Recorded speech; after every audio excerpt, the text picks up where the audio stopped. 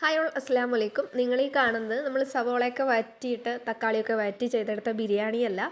ഇതിലേക്ക് ഞാൻ മസാല വഴറ്റിയെടുത്തിട്ടില്ല. അതേപോലെ നമ്മുടെ മസാലയിലേക്ക് ഓയിലോ എണ്ണയോ ഒന്നും ചേർത്തിട്ടില്ല. അപ്പോൾ ഇതെങ്ങനെ ഉണ്ടാക്കുന്നതെന്ന് നോക്കാം. വളരെ സിമ്പിളായിട്ട് നമുക്കിത് സവോള മുറിക്കുന്ന ടൈമും അതേപോലെ ഈ ബീഫ് വെന്ത് കിട്ടുന്ന ടൈമും ഒരു അരമണിക്കൂറിന് തന്നെ നമുക്ക് ബിരിയാണി റെഡിയാക്കി എടുക്കാൻ പറ്റും. വളരെ ഈസിയാണ് കേട്ടോ. അതേപോലെ ഈസി ആയതുകൊണ്ട് ഒട്ടും ടേസ്റ്റ് കുറവൊന്നുമില്ല. നമ്മുടെ സാധാരണ ബിരിയാണിയേക്കാളും ടേസ്റ്റി ആയിട്ടുള്ള ബിരിയാണി. അപ്പോൾ എന്തായാലും എല്ലാവരും ഒന്ന് ട്രൈ ചെയ്ത് നോക്കാം. നമ്മുടെ ചാനൽ സബ്സ്ക്രൈബ് ചെയ്യാത്ത ആൾക്കാരൊന്ന് സബ്സ്ക്രൈബ് ചെയ്തിട്ട് സപ്പോർട്ട് ചെയ്യണേ. അപ്പോൾ ഇതെങ്ങനെയാണ് ഉണ്ടാക്കുന്നതെന്ന് നോക്കാം. അതിന് വേണ്ടിയിട്ട് നമുക്ക് ആദ്യം ഇതേപോലെ കുറച്ച് ഇഞ്ചി കഷ്ണങ്ങൾ എടുത്തിട്ടുണ്ട്, കുറച്ച് വെളുത്തുള്ളി എടുത്തിട്ടുണ്ട് തൊലി കളഞ്ഞിട്ട്, ഒരു 3 പച്ചമുളക് എടുത്തിട്ടുണ്ട്. ഈ 3 പച്ചമുളക് എന്ന് പറയുന്നത് നല്ല എരിവുള്ള പച്ചമുളകാണ്, അതുകൊണ്ടാണ് ഞാൻ 3 എടുത്തിട്ടുള്ളത്.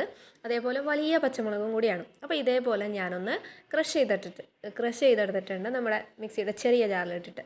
ഇനി ഇതേപോലെ ഒരു 8 മീഡിയം സൈസുള്ള സവോള നേരിയതായിട്ട് അരിഞ്ഞെടുത്തിട്ടുണ്ട്. ഇത് നമുക്ക് വഴറ്റാൻ വേണ്ടിയിട്ടല്ല, ഇത് നമ്മൾ ഫ്രൈ ചെയ്തെടുക്കണം. നമ്മൾ സാധാരണ ബിരിയാണീൻ്റെ മേലെ ഇടാൻ വേണ്ടിയിട്ട് ഫ്രൈ ചെയ്തെടുക്കില്ല, അതേപോലെ ഇളം ബ്രൗൺ കളറാക്കിയിട്ട് ഫ്രൈ ചെയ്തെടുക്കാം.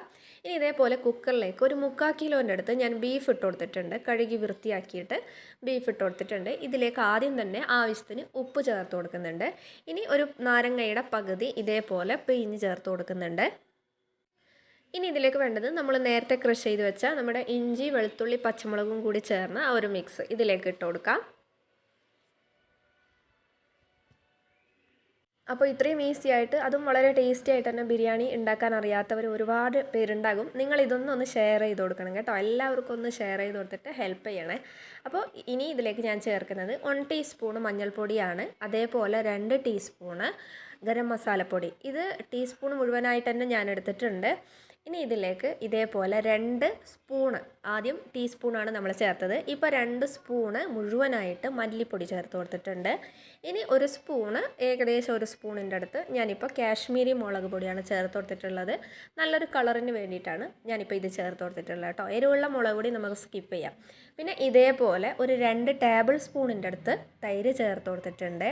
ഇനി ഇതിലേക്ക് കുറച്ച് മല്ലിയിലയും കുറച്ച് പുതിന ഇലയും കൂടി ചേർത്തിട്ട് ഇട്ട് കൊടുക്കുന്നുണ്ട്. പിന്നെ നമ്മൾ ഇതിലേക്ക് തക്കാളി ചേർക്കുന്നേ ഇല്ല. ഇനി ഇതിലേക്ക് നമ്മൾ നേരത്തെ ഫ്രൈ ചെയ്ത് വെച്ച നമ്മുടെ സവോളയിൽ നിന്നും ഏകദേശം പകുതി ഭാഗത്തോളം ഇപ്പോൾ ഈ ഒരു സമയത്ത് ഇതിലേക്ക് ചേർത്ത് കൊടുക്കാം. ഇനി ഇതൊക്കെ കൂടെ നമ്മുടെ കൈ കൊണ്ട് നല്ല പോലെ മിക്സ് ചെയ്തെടുക്കാം.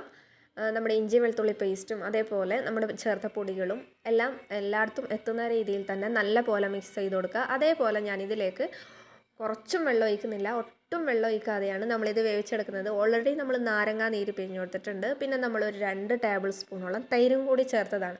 അപ്പോൾ ഇതിലേക്ക് നമുക്ക് വെള്ളത്തിൻ്റെ ആവശ്യമില്ല. അഥവാ നിങ്ങൾക്ക് അടിക്ക് പിടിക്കാൻ സാധ്യതയുണ്ട് എന്ന് തോന്നുന്നുണ്ടെങ്കിൽ, അങ്ങനെയുള്ള കുക്കറൊക്കെ ആണെങ്കിൽ കുറച്ച് വെള്ളം ഒഴിച്ച് കൊടുക്കാം കേട്ടോ. നമ്മൾ മസാല ചെയ്യുന്നതല്ലേ, അപ്പോൾ വെള്ളം വേണ്ട.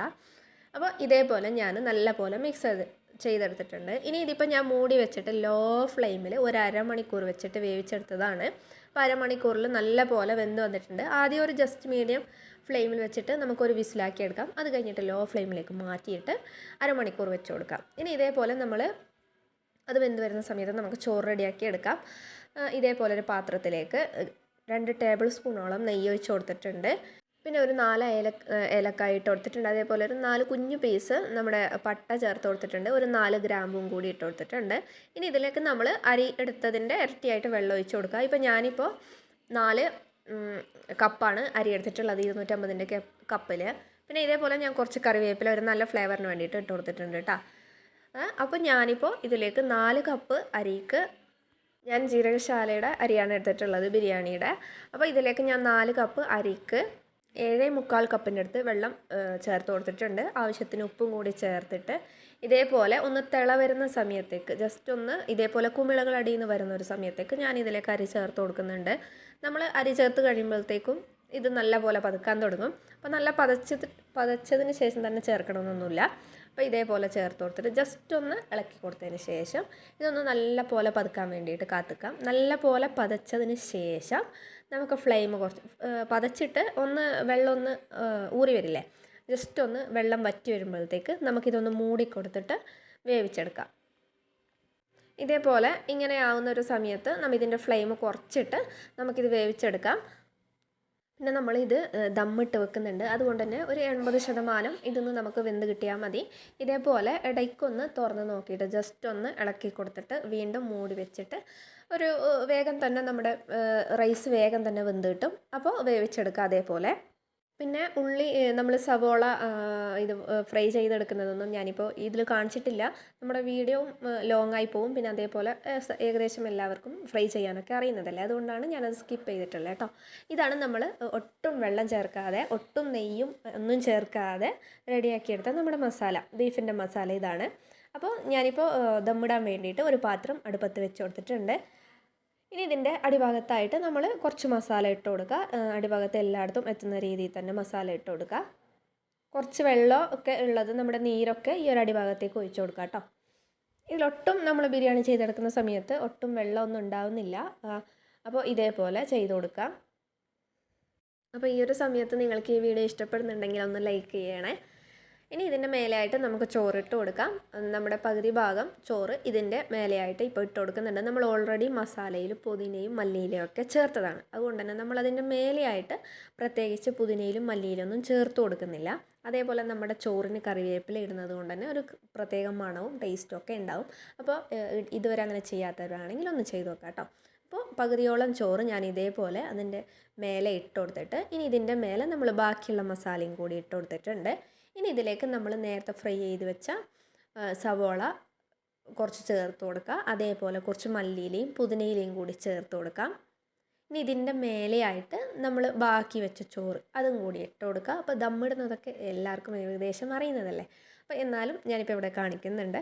ഇതിൻ്റെ മേലെയായിട്ട് നമ്മൾ ബാക്കി ചോറും കൂടി എടുത്തിട്ട് ഇട്ട് കൊടുത്തിട്ട് അതിൻ്റെ മേലെ നമ്മൾ വഴറ്റി വെച്ചതിൽ ബാക്കിയുള്ള സവോളയും അതേപോലെ പുതിനയിലയും മല്ലിയിലും ഒക്കെ ചേർത്തിട്ട് മൂടി വെച്ചിട്ട്, മൂടിയിൽ ഹോൾസൊക്കെ ഉള്ളതാണെങ്കിൽ ചപ്പാത്തിയുടെ ഒക്കെ മാവുണ്ടെങ്കിൽ അതാണ് ബെസ്റ്റ്. അതുകൊണ്ടൊന്ന് ഹോൾസ് അടിച്ചാൽ മതി. ഞാനിപ്പോൾ ഒരു ചെറിയ കഷ്ണം ടിഷ്യൂ ആ ഹോൾസിലേക്ക് വെച്ച് കൊടുത്തിട്ട് അങ്ങനെയാണ് ചെയ്തത്.